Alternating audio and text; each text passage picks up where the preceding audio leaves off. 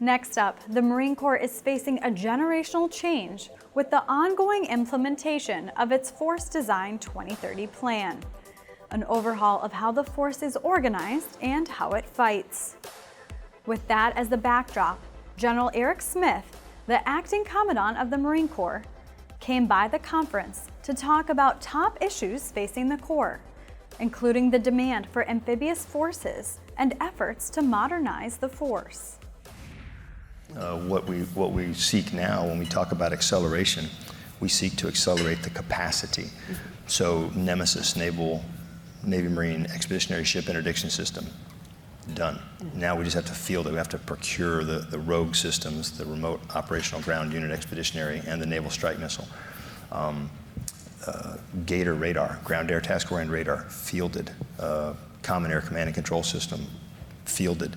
Now just fielding more of them. Task Force 61-2, which is a very low signature, small force that comes out of 2nd Marine Expeditionary Force that does sensing and making sense in the EUCOM theater. There, doing it right now under Brigadier General Priddy. MQ-9 Alpha, extended range, there.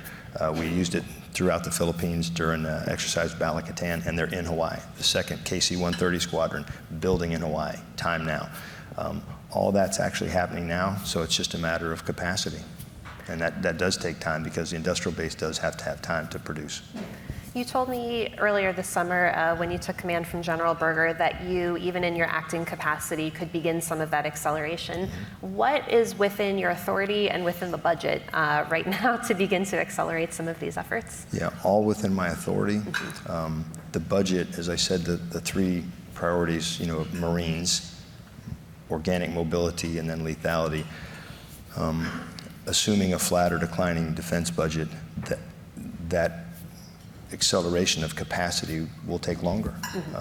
It simply does. It just takes longer because we work off of a non-violation of the Anti-Deficiency Act, because that is a bad thing to do.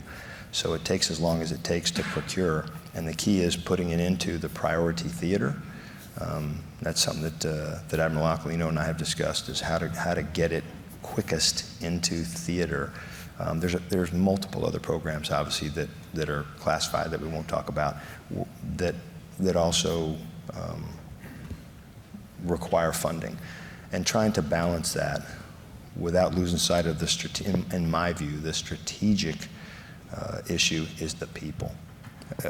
We one day, I'll be long gone, we one day may have an army of drones, but that's not today.